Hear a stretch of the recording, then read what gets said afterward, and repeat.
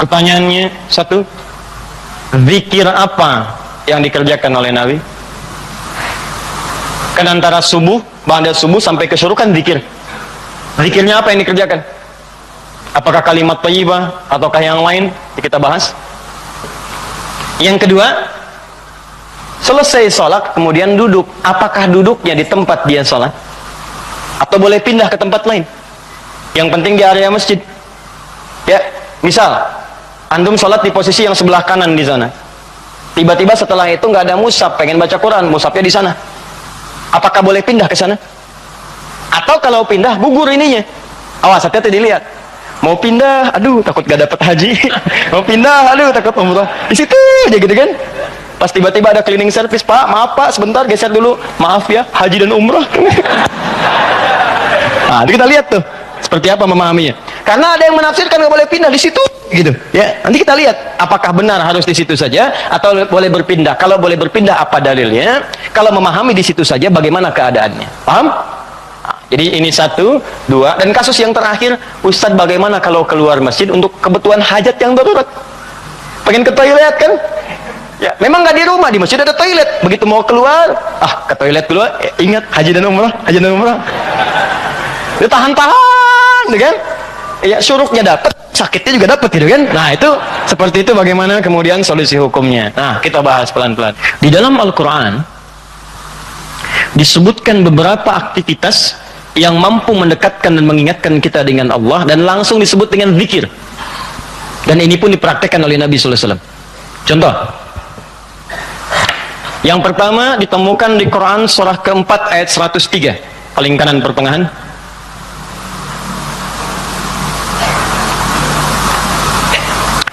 فَإِذَا قَضَيْتُمُ الصَّلَاةَ فَاذْكُرُوا اللَّهَ قِيَامًا وَقُعُودًا وَعَلَى جُنُوبِكُمْ. Maka jika anda telah tuntas mengerjakan salat, maka segeralah berzikir kepada Allah Subhanahu wa ta'ala. Di amalan sunnah pasca salat berzikir, zikir dulu. Bisa anda kerjakan kalau buru-buru, ya sambil berdiri, berjalan. Jadi waktu umum ya.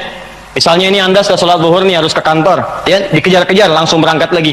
Tapi kan anda buru-buru keluar pun kan tidak mengganggu anda untuk mengucapkan kalimat-kalimat zikir. Misalnya apa? Nabi mengamalkan pasca sholat hadis riwayat Muslim, nomor hadis 571. Hadis riwayat Muslim, nomor hadis 571. Setiap selesai salat Nabi mengatakan, perhatikan kalimatnya, astaghfirullah, astaghfirullah, astaghfirullah. Allahumma antas salam, wa minkas salam, tabarakta ya dzal jalali wal ikram. Apa anda nggak bisa sambil keluar mengucapkan astaghfirullah, astaghfirullah, astaghfirullah? Ini kata Al-Quran, sesibuk apapun anda, begitu selesai salat apa nggak bisa sambil jalan astaghfirullah, astaghfirullah, astaghfirullah? Daripada anda keluar membicarakan sesuatu yang tidak penting, bahkan nggak berkata apa-apa, jalan aja, mendingan pakai zikir kan? Astaghfirullah, astaghfirullah, astaghfirullah. Allahumma antas salam, minkas salam, tabarakta ya dzal jalali wal ikram. Hadis Muslim, nomor hadis 573. La ilaha illallah wahdahu la syarika lah, lahul mulku wa lahul hamdu wa huwa ala kulli syai'in qadir. Ya, kalau anda misalnya nggak terlampau sibuk, silahkan sambil duduk. Nah, konteks tadi setelah selesai menunaikan salat subuh, antum pengen berzikir dulu, maka jenis zikir yang pertama adalah mengucapkan kalimat-kalimat thayyibah. Kalimat thayyibah.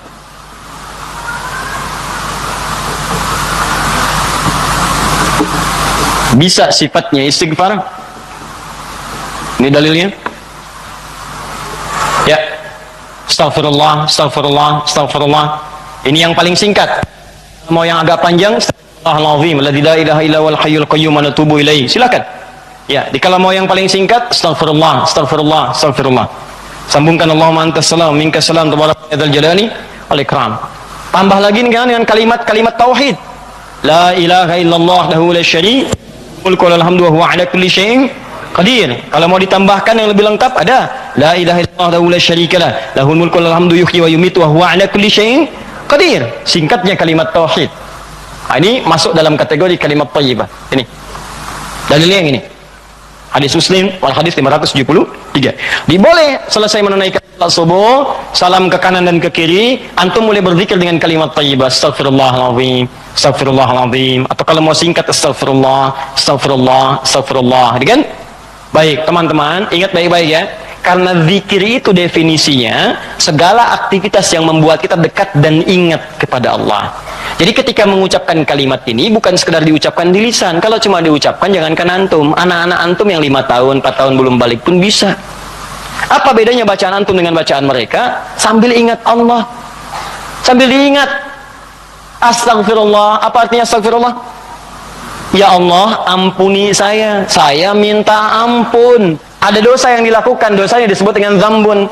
Sifat Allah yang mengampuni disebut ghafir. Ghafir. Muncul surat ke-40 namanya surat ghafir. Baca ayat yang ketiga, kata ghafir disandingkan dengan zambun. Ghafiriz dzambi wa qabilit taubi. Allah punya sifat ghafir. Ghafir pemilik ghafar, ampunan. Allah mengampuni orang berbuat dosa. Kalau Anda pengen minta ampun, ucapkan astagfirullah. Istighfar itu permohonannya. Istighfar permohonan ampun, ucapannya astagfirullah, ampunannya ghafara ghufran, yang punya ampunan ghafir. Kata Allah, saya ghafir. Quran surah 40 ayat 3, ghafiriz dzambi, minta ampun, hei yang punya dosa, minta ampun kepada saya. Ketika engkau minta, saya akan ampuni. Saya tanya pada antum, siapa yang nggak punya dosa? Yuk angkat tangan. Ayo, nggak usah malu, angkat aja, saya pulang. Kalau nggak punya dosa, bersih kan? Nah, kalau Anda merasa banyak dosa, diberi peluang habis sholat istighfar. Makanya ketika istighfar jangan cuma diucapkan, coba rasakan punya dosa apa sampai hari itu, dosa apa. Jadi begitu selesai subuh ingat dosa pada orang tua, dosa pada pasangan, suami pada istri, istri pada suami, dosa pada anak-anak. Anak-anak orang lain aja yang nggak punya mobil, nggak punya motor, bisa mendidik anaknya hafal Quran, sholatnya bagus. Masa antum udah banyak fasilitas ke masjid enggak, jemaah enggak, bangun terlambat. Antum kurang apa lagi untuk mendidik anak dengan baik? Maka istighfari. Jangan-jangan anak itu nggak soleh bukan karena dia nggak mampu, karena antum nggak bimbing. Makanya antum akan ditanya tuh, jangan dikira mudah punya titipan anak. Jangan dikira mudah, antum akan ditanya. Kenapa ini nggak sholat? Nanti akan ada terjadi di hari kiamat. Ini sahih riwayatnya, akan terjadi di hari kiamat. Nanti ada orang tua hampir ke surga, anaknya mau ke neraka, dan dia menyatakan keberatan di hadapan Allah. Begitu menyatakan keberatan, ternyata dosanya dosa orang tua. Anak itu tuh nggak menyembah Allah dengan baik karena dosa orang tuanya. Maka tertukarlah anaknya ke surga, orang tuanya ke neraka. Hati-hati. Dan ada juga yang terbalik. Orang tua ke neraka, anaknya mau ke surga. Orang tua menyatakan keberatan kepada Allah. Dan nanti kejadiannya sangat luar biasa. Nanti lain waktu kita akan bahas. Cukuplah ada banyak keterangan dalam Al-Quran. Ada yang bapaknya Nabi, Rasul bahkan, punya anak ada yang suami, istrinya nggak taat. Ada yang istrinya solihah, suaminya enggak. Seperti Asia dengan Fir'aun. Ada yang suaminya bagus, istrinya enggak. Banyak seperti Lut dengan istrinya. Ada yang bapak, anak dengan istri nggak taat. Seperti Nuh. Itu bukan dongeng, itu kisah disampaikan supaya kita bisa hati-hati. Seakan-akan Allah mengatakan begini, cukup aja orang-orang masa lalu begini, kalian jangan begitu. Saya buka kisah seperti ini supaya keluarga kalian selamat. Makanya istighfarin. Istighfar, sambil istighfar, lumayan tuh. Begitu istighfar, dosa diampuni. Belajar nangis lah, kalau istighfar tuh belajar nangis. Gak bisa nangis, gak bisa nangis, besoknya nangis. Gak bisa nangis juga, tangisi diri Anda yang belum bisa menangis. Bismillah. Ingat mungkin saat itu diwafatkan oleh Allah. Ingat, bagaimana kalau saat itu wafat, anak Anda belum baik, istri Anda belum baik, dan Anda akan dihisab dalam keadaan sesuatu yang belum sempurna dalam kehidupan. Ya.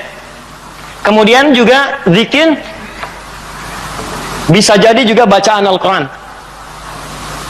Baca Al-Quran termasuk kategori zikir. Dalilnya Quran surah ke-15 ayat 9. Al-Quran disebut oleh Allah dengan zikir. Inna nahnu nazzalna dzikra wa inna lahu lahafizun. Sungguh kami turunkan Al-Quran sebagai zikir, kata Allah. Hal yang mampu mendekatkan seseorang dengan Allah. Makanya kalau antum sedang baca Al-Quran, bukankah perasaan Anda merasa lebih dekat dengan Allah? Ya, kalau nggak percaya silahkan. Lebih dekat gitu.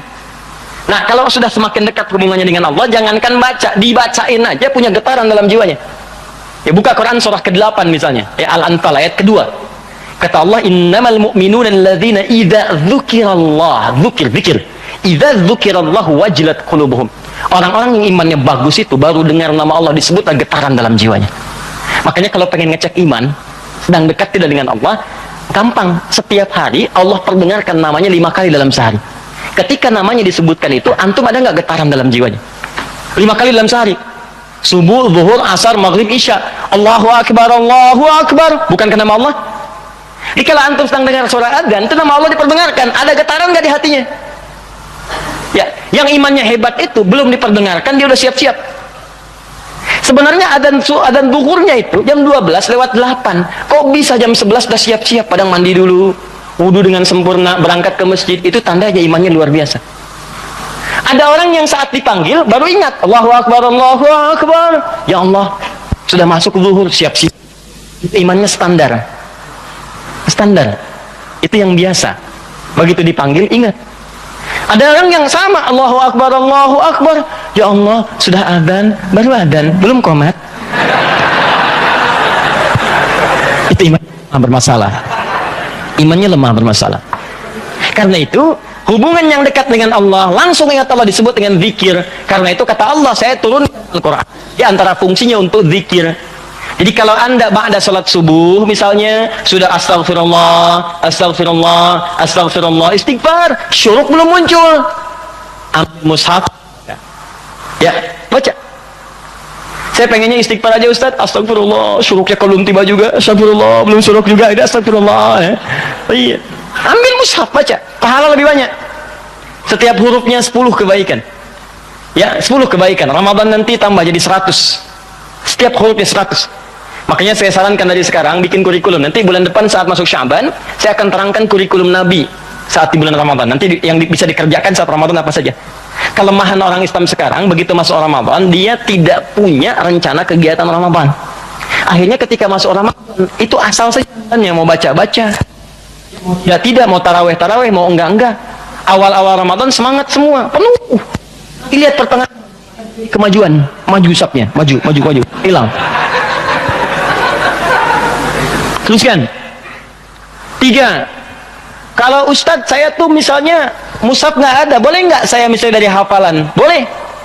Karena menghafal Quran itu bagian dari zikir. Bahkan keutamaan menghafal Quran itu 4 kali lebih mulia, lebih utama dibandingkan sekadar baca. Itu ditemukan di Quran surah ke-54. Quran surah ke-54 4 kali, ayat 17, ayat 22, ayat 32 dan ayat ke-40. 17, 22, 32 dan 40. Yang ini menghafal atau mengulang hafalan. Misal Nabi begitu selesai salat sudah berzikir kalimat thayyibah, maka beliau biasa membaca teman-teman itu 4 surah utama. Pertama yang surah kedua Al-Baqarah ayat 255 dikenal dengan ayat kursi. Allahu la ilaha illa huwal hayyul qayyum la ta'khudhuhu sinatun wa la naum. Seterusnya sampai selesai. Setelah itu membaca Al-Ikhlas, Qul huwallahu ahad. Setelah itu membaca Al-Falaq, Qul a'udzu birabbil falaq. Setelah itu membaca An-Nas, Qul a'udzu birabbin nas. Kalau anda ingin memilih seperti bacaan Nabi, boleh 4 ini dibaca. Ayat kursi, Al-Ikhlas, Al-Falaq, An-Nas.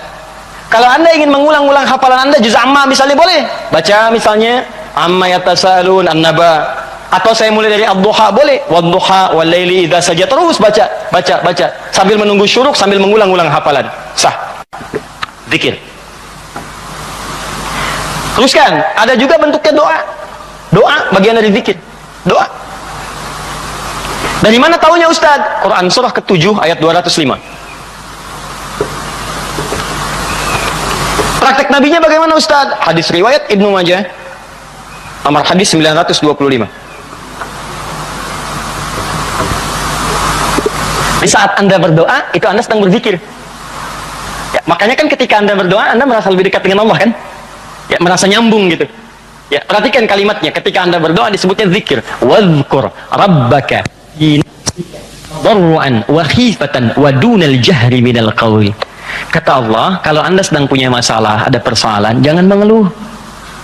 Jangan mengeluh, apalagi bikin status, nggak menyelesaikan masalah.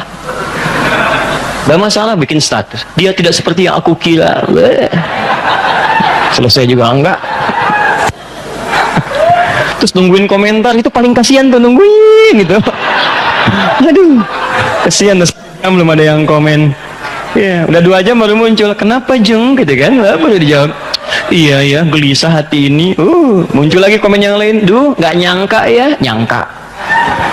Capek, nggak selesai. Masalah selesai tidak, cuma nambah masalah aja. Kata Allah, kalau punya masalah, tenangkan hati, berdoa, sebut nama Allah. Itu lebih memberikan ketenangan. Zikir itu selain mendekatkan kita pada Allah, zikir itu membuat hati lebih tenang. Makanya ketika Allah menyebutkan fungsi zikir di Quran surat 13 ayat ke-28, Allah sampaikan begini, ala bidzikrillahi tatma'innul qulub. Kamu mesti yakin, kata Allah, dengan berzikir kepada Allah hati kamu akan tenang. Makanya kalau sedang punya persoalan, bawa ke zikir. Ambil wudhu, baca Quran. Begitu antum baca Quran, walaupun solusi belum tiba, hati lebih tenang.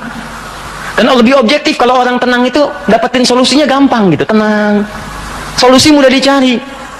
Tapi kalau antum gelisah walaupun ada solusi, nggak akan sempurna nanti masalah diselesaikan. Paham ya? Di doa itu bagian dari zikir. Di antara doa yang dibacakan oleh Nabi itu setiap selesai sholat itu ada kalimat singkat tapi padat. Allahumma inni atau inna. Kalau inni untuk sendiri, kalau inna untuk banyak. Allahumma inni as'aluka ilman nafi'a wa rizqan thayyiba wa amalan mutaqabbala.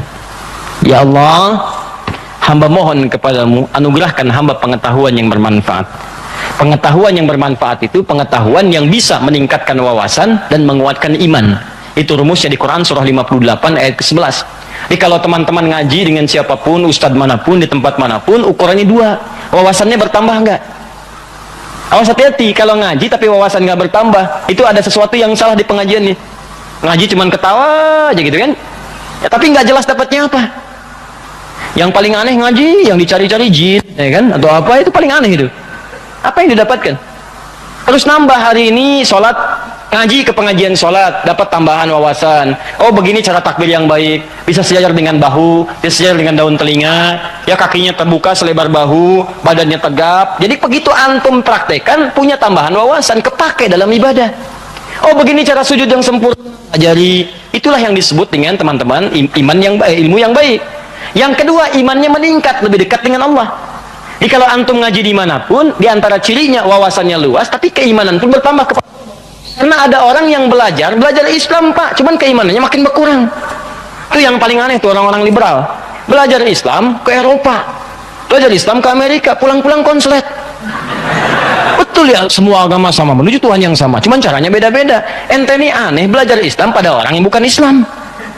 Belajar sholat pada orang yang tidak sholat, ya bagaimana bisa mendapatkan nilai-nilai sholat dalam kehidupan? Makanya pulang-pulang pada aneh. Hargailah hak LGBT. Banyak akhirnya jadi penyakit akhirnya gitu kan. Nah, dan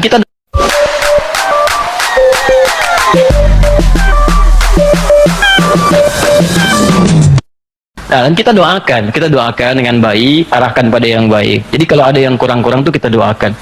Ya buang dulu celaan-celaan. Yang kalau mau dicela itu perbuatannya, bukan orangnya. Cela perbuatannya, kemudian doakan kepada yang lebih baik. Karena boleh jadi dia bisa berubah dalam kebaikan.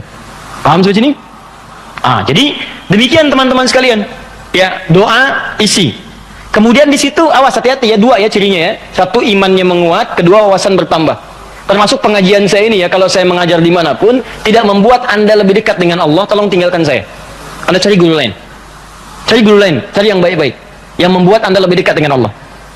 Atau Anda lebih dekat dengan Allah, cuman sayang, wawasan nggak bertambah, itu pun bahaya. Ibadah nggak cukup dengan semangat. Ya Allah, saya banyak dosa, saya pengen berubah ya Allah. Saya semakin kuat imannya, besok saya sholat subuh 4 rakaat. Nggak bisa. Ya. Jadi iman kuat tapi wawasan nggak ada gitu. Begitu sholat subuh 4 rakaat, itu kan bahaya. Ya, paham ya? Nah, jadi dua ini mesti balance ya, antara iman dengan ilmu itu mesti seimbang. Tayyib. Fokus baik-baik. Satu, kita ulangi apa saya tadi, satu kalimat thayyibat. Yang kedua, bacaan Al-Quran, kan? Yang ketiga, baca hafalan ayat-ayat Al-Quran. Yang keempat, doa. Yang kelima, menyebutkan nama-nama Allah atau Al-Asma'ul Husna. Boleh, itu zikir. Ustadz, apa dalilnya? Dalilnya Quran surah kedua ayat 152 ditafsirkan dengan Quran surah ke-17 ayat 110.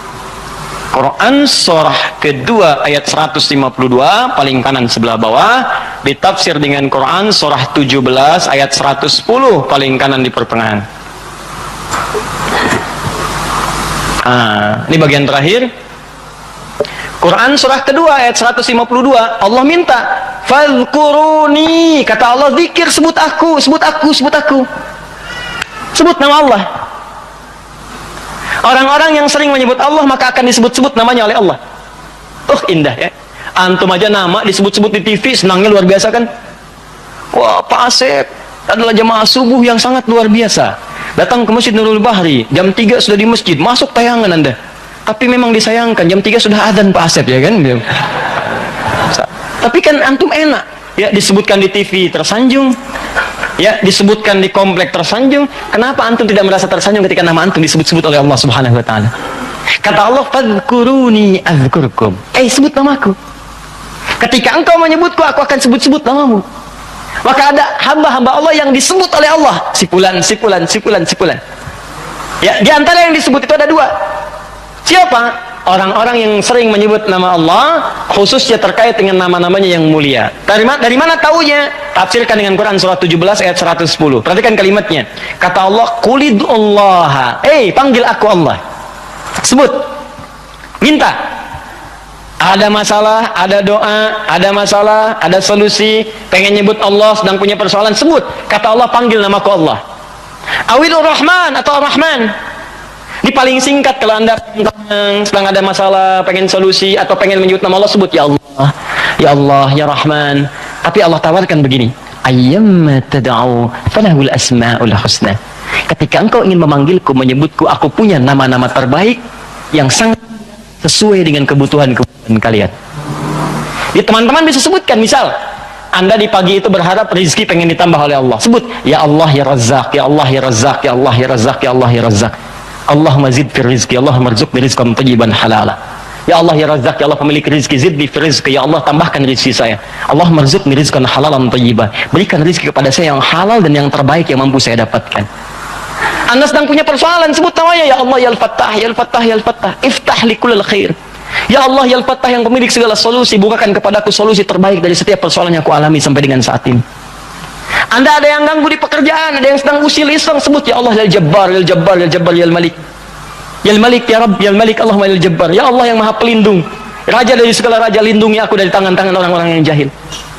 Anda sedang banyak ujian, sebut ya Allah ya Sabar, ya Sabar, ya Sabar, ya Sabar, zidni sabra. Ya Allah yang Maha memiliki segala sifat kesabaran, tolong tambahkan kesabaran pada diriku untuk bisa mampu mengatasi ujian yang tengah engkau ujikan. Anda yang sedang mau ujian, ya Allah, Allahumma ya Alim, ya Alim, ya Alim, ya Alim, alimni ya Allah ma jahiltu, wanfa'ni bima ta'allamtu, wa najihni fi imtihani ya Allah bima radit. Ya Allah yang Alim, yang Maha pemilik ilmu, tambahkan ilmu kepadaku, ajarkan apa yang belum aku ketahui, berikan manfaat pada apa yang telah aku pelajari, dan luluskan aku dalam ujian yang akan aku alami. Minta. Kata Allah, udkurni fadhkuruni adzkurkum. Sebut saya, aku sebut kamu. Engkau panggil namaku dengan nama terbaikku, aku berikan kemuliaan sesuai dengan apa yang kau butuhkan. Cukup Pak, 5 ini kerjakan habis subuh, selesai. Astagfirullah, astagfirullah, astagfirullah. Allahumma antas salam. Habis itu baca Quran. Baca Quran diulang. Ya, ayat kursi, Al-Ikhlas, Al-Falaq, An-Nas. Habis itu kemudian antum berdoa, habis doa sebut nama Allah. Begitu lihat jam 8. Pip, bunyi, waktu syuruk muncul, gitu kan? Kan sekarang ada zaman digital kan? Zaman digital. Ya, ngitungnya gampang kok, biasanya itu kalau dari subuh teman-teman dari waktunya itu 1 jam, 1 jam setengah itu udah masuk syuruk. 1 jam lah. 1 jam. Jadi kalau sekarang kurang lebih jam 5 misalnya, ya itu 1 jam kemudian, terus 1 jam lewat 10-15 menit sudah masuk ke syuruk. Ya, jadi begitu sudah masuk syuruk, ya antum tunaikan salat 2 rakaat. Ada yang nunggu dulu 5 menit supaya lebih aman misalnya, silakan.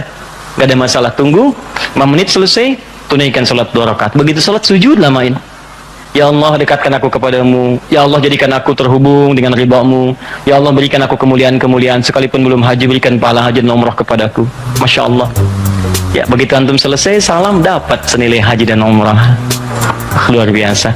Begitu dapat, keluar masjid meninggal dunia misalnya. Luar biasa. Pahala surga lah seperti itu.